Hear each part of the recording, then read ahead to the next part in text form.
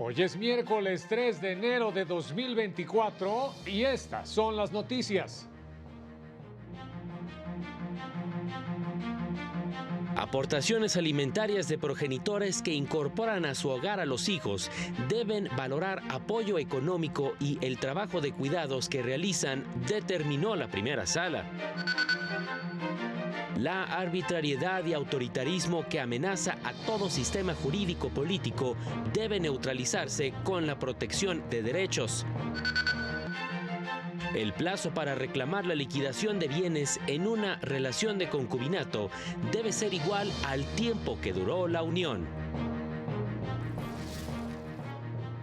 Hola, ¿qué tal? ¿Cómo le va? Qué gusto saludarle. Muy buenas tardes, bienvenido, bienvenida a la información jurídica más importante, pero también y sin duda a la más relevante de México y de todo el mundo. Ya miércoles, le decía, mitad de semana. Soy Oscar González y en nombre de todo este equipo de trabajo le damos la más cordial bienvenida y saludamos también a mi compañera Nidia Díaz en la interpretación de lengua de señas mexicana. Hola Nidia, muy buenas tardes.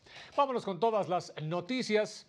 Al resolver una contradicción de criterios entre tribunales colegiados, la primera sala de la Corte determinó que los órganos jurisdiccionales deben analizar las circunstancias concretas de cada caso. Esto para hacer efectivo el principio de proporcionalidad en materia de alimentos, sobre todo cuando ambos progenitores se encuentran capacitados para cuidar de sus hijas e hijos, lo que permite que ambos pueden cumplir con su obligación alimentaria mediante la incorporación al hogar de sus descendientes. Sin embargo, en atención al principio de igualdad, es necesario repartir proporcionalmente estas obligaciones alimentarias, tomando en cuenta no solo las aportaciones económicas, sino también la valoración del trabajo que se realiza para procurar el bienestar de la parte acreedora. En la determinación de la capacidad alimentaria, debe partirse, se indica, del principio de que el cuidado de niñas y niños es una obligación común entre los progenitores. Por ello, ninguna de las dos formas para el cumplimiento de la obligación de otorgar alimentos, la incorporación al hogar y el otorgamiento de una pensión alimenticia, debe ser entendida en términos absolutos o excluyentes, según lo que se indica. En otras cosas, la Suprema Corte explicó qué es la suspensión y cuáles son sus implicaciones. Y es que se trata de una medida preventiva para asegurar derechos de las personas y mandatos constitucionales que se consideran en riesgo por el actuar de una autoridad. Su finalidad es evitar un daño irreparable a esos derechos y mandato constitucional. La suspensión es contra los efectos del acto de autoridad impugnado, pero el fondo se resuelve en la sentencia constitucional que da solución al juicio. La suspensión solo se debe conceder si no se afecta la seguridad y la economía nacionales, ni las instituciones fundamentales del orden jurídico mexicano, con el fin de no generar un daño mayor que el beneficio que pudiera obtener el solicitante de la medida. Ante ello, la Corte, como Tribunal Constitucional, está obligada a garantizar que todos los actos de todas las autoridades cumplan en la Constitución a través de sentencias jurídicamente argumentadas y ejecutarlas. La Suprema Corte también ha establecido diversos criterios que protegen los derechos de las personas usuarias de los servicios financieros. Entre estos se encuentra uno que establece que si no reconoce usted cargos en su tarjeta de crédito que fueron autorizados por medio de un NIP, el banco está obligado a demostrar que usted hizo esas transacciones. Determinó que si reclama retiros no autorizados, por ejemplo, de su cuenta de débito, pues el banco debe devolverle las cantidades retiradas y en su caso pagar intereses moratorios. En caso de que se realicen transferencias electrónicas no autorizadas de su cuenta, el banco tiene también la obligación de demostrar que se siguieron los procedimientos para acreditar su fiabilidad. Al ofrecer una conferencia en la Escuela Federal de Formación Judicial, el catedrático de la Universidad de Alicante, Josep Aguiló Regla, habló de los potenciales males que afectan a todo sistema político jurídico. entre los que se encuentran la arbitrariedad, el autoritarismo, la exclusión política y la exclusión social. Males que dijo siempre están presentes y no hay manera de eliminarlos. Males universales que se encuentran en todo sistema político jurídico y se neutralizan protegiendo y reconociendo derechos. Reconociendo derechos, no derogables, derechos de libertad frente al autoritarismo, derechos vinculados al debido proceso y al imperio de la ley frente a la arbitrariedad, los derechos de participación política frente al despotismo y los derechos sociales frente a la exclusión social, aquello que el sistema jurídico político no te puede negar bajo ninguna circunstancia. Si ustedes se fijan, la lógica del constitucionalismo es que los derechos están antes que el poder. El Pleno Regional en materia administrativa de la región Centro-Norte, esto con residencia en la capital del país, determinó que las pensiones otorgadas por el ISSSTE antes de la entrada en vigor del decreto que reformó la Constitución en materia de desindexación del salario mínimo deben calcularse en unidades de medida y actualización. Dicho criterio lo estableció la segunda sala de la Corte para definir el monto de la pensión jubilatoria de los trabajadores del Estado. La única excepción a esta regla se refiere a aquellos asegurados que con posterioridad a la mencionada reforma se les hubiera otorgado una pensión jubilatoria calculada con base en el monto máximo de 10 veces el salario mínimo, ya sea porque así lo determinó el ISSSTE o como consecuencia de una sentencia ejecutoria que así lo haya determinado. El Pleno Regional en materia administrativa de la región Centro-Norte con residencia en la Ciudad de México determinó que las irregularidades formales en las sesiones de aprobación del proyecto y publicación de la norma oficial mexicana denominada Instrumentos de Medición Sistema para la medición y despacho de gasolina y otros combustibles líquidos constituyen vicios que provocan su invalidez.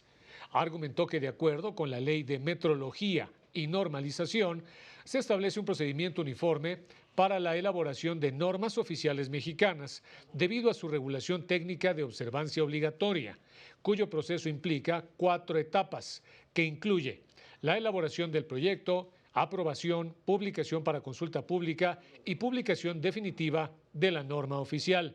De ahí que si los asistentes a las sesiones del proceso de creación de la norma no cuentan con los requisitos para su designación como integrantes del comité consultivo, se produce una irregularidad que trasciende a la validez de la norma.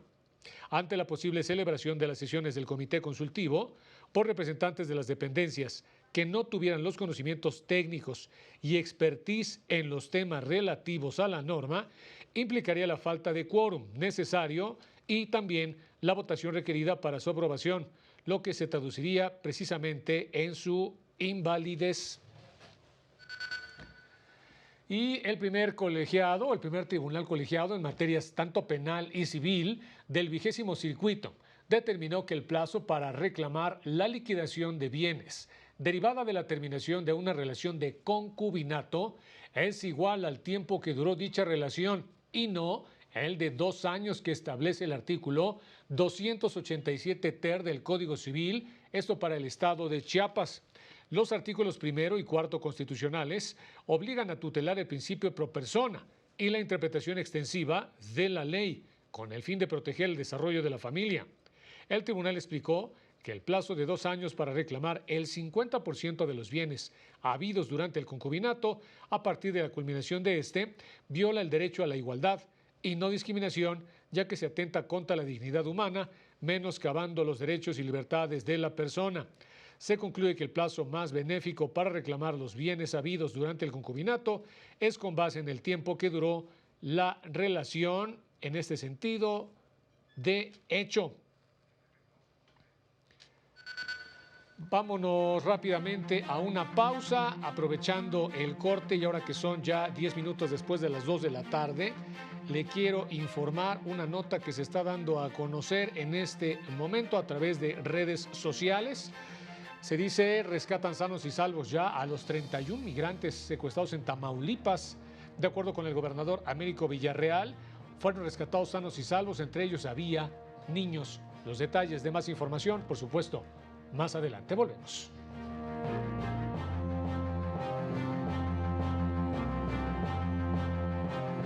Al regresar, el 68% de la población estima que el Tribunal Electoral actúa con independencia del presidente de la República.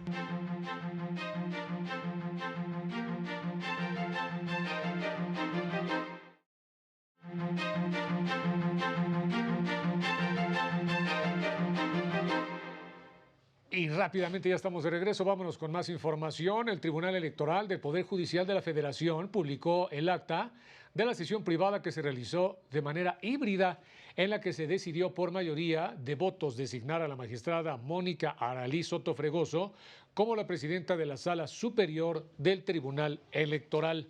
Se determinó que desempeñaría dicho cargo a partir del 1 de enero de 2024 y hasta que concluya como magistrada electoral el 31 de octubre de 2025.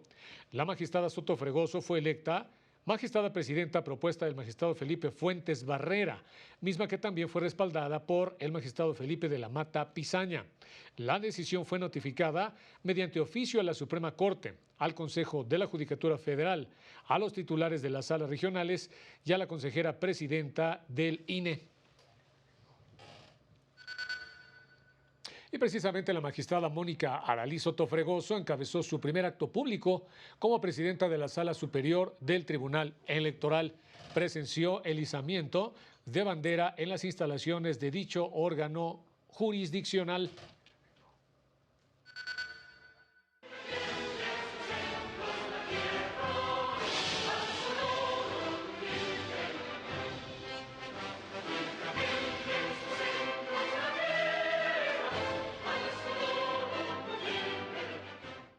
Más tarde presidió la sesión de la Sala Superior. Al inicio de esta emitió un mensaje en donde aseguró que la actuación imparcial del Tribunal Electoral está garantizada en los próximos comicios.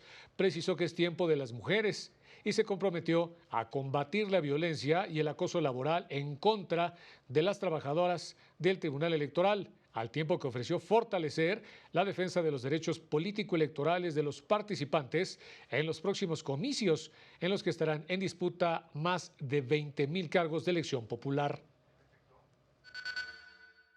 A todas y todos quienes participan en este proceso electoral, les manifiesto que va en prenda mi imparcialidad, independencia y autonomía en mis decisiones, honrando toda la esencia de este órgano de justicia electoral. El proceso electoral está plenamente garantizado. De acuerdo con una encuesta de evaluación de las autoridades electorales del país, el 73% de la población considera que actúan muy bien en cuanto a la organización de las elecciones. El 66% estima que se protegen de manera adecuada los derechos político-electorales de los ciudadanos, mientras que el 62% considera que las autoridades actúan de manera positiva durante el proceso para declarar nulos o válidos los resultados electorales. En tanto, el 53% de las personas encuestadas consideró que las autoridades actúan de manera adecuada, esto al resolver conflictos entre partidos y candidatos durante los procesos electorales. 65% reconoció que las autoridades electorales cumplen con su obligación de hacer cumplir a su vez la ley y la Constitución en las elecciones. Esta encuesta revela que el 72% de la ciudadanía reconoce al Tribunal Electoral como una institución técnicamente capaz. 68% considera que actúa con independencia el presidente de la República y 60% estima que es imparcial frente a todas las fuerzas políticas.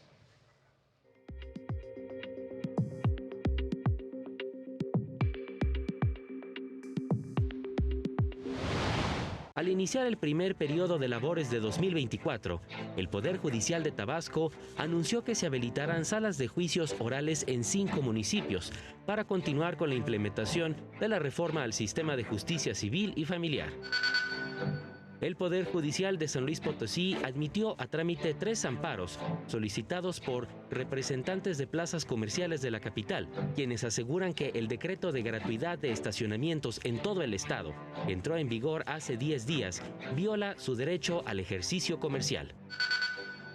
En Baja California Sur, el Poder Judicial local alertó que el único medio para solicitar información a usuarios y peritos es a través de los conductos oficiales, por lo que pide no hacer caso a mensajes a través de redes sociales y aplicaciones de mensajería a nombre del Poder Judicial, ya que podría ser un fraude. Este año se cumple el bicentenario de la instalación del Superior Tribunal de Justicia de Michoacán, con el compromiso renovado hacia la impartición de una justicia eficaz y cercana a la ciudadanía, así como retos en materia de nuevas tecnologías. Para el canal del Poder Judicial de la Federación, Jesús Daza. La Secretaría de Gobernación publicó en el Diario Oficial de la Federación el decreto que reforma la fracción 16ª del artículo 113 y que adiciona un segundo párrafo a la fracción 12ª del artículo 109 del Código Nacional de Procedimientos Penales. En el caso del artículo 109, que establece los derechos de la víctima u ofendido, precisa que en caso de tener alguna discapacidad deben realizarse los ajustes al procedimiento penal que sean necesarios para salvaguardar sus derechos. De igual forma, se adaptarán las condiciones que sean necesarias para garantizar el acceso a las personas adultas mayores cuando así lo requieran. Mientras que el artículo 113, que precisa los derechos del imputado, establece que podrá solicitar desde el momento de su detención asistencia social para los menores de edad, personas con discapacidad o adultas mayores cuyo cuidado personal tenga a su cargo. Y ya nos vamos, pero recuerden mantenerse en la señal del canal del Poder Judicial de la Federación y a seguir a las 19:30 horas nuestro avance informativo y a las 20:30 el noticiario nocturno. Soy Oscar González, muchas gracias, buen provecho y muy buenas tardes.